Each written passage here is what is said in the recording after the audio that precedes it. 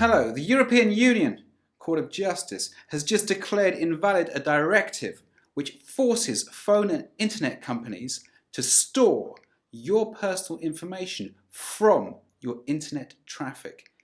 To give me more information and details about this is internet legal expert Bogdan Manolea. Hello, Bogdan. Hello. Why is this decision today so important for those who care about internet privacy? It is crucially important because it's for the first time that the European Court of Justice decides on something related to privacy and the internet freedom. It is so important because there was an obligation for all the ISPs and telecom providers from all over Europe to keep all the data of their customers from a period starting with 6 months and ending up with 24 months depending on the country they were living in. It was so important, it is so important because it's basically a blanket data retention that is not based on any kind of proportionality test relating what's more important, your privacy or the fight against serious crime. Does this mean that phone companies will stop storing our personal information? It means that the phone companies and the ISPs will no longer be obliged to keep the traffic data containing also personal information from the internet users. It's still difficult to assess if they would stop tomorrow or if they would need to stop that in a longer period of time, depending on the type of telecom provider and depending also on the national law from country to country.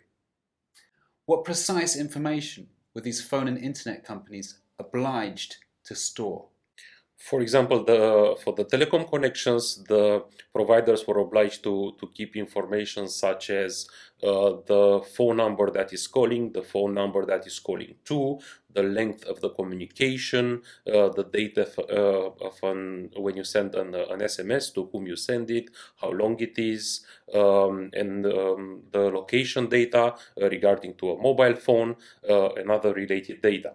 For internet traffic, it can be the IP address, the number of kilobytes you have sent, and for email providers, it can be also related with the email that has sent the email, with the person that has received the email, and other related data. And what could this reveal about the person, this kind of information? There have been studies made by scientists who prove that just by looking at your traffic data, so that was collected in these cases, they can identify with a precision of 90% if you're at home at 1 hour or another, or exactly what is your circle of friends, and from it derives a number of issues. For example, your political orientation or your sexual orientation. Is this an important legal precedent for how the European Union treats online privacy? It should be. It should be because it is a landmark decision from the European Court of Justice, which says very clearly that keeping all the personal data for all the population is a major breach of privacy.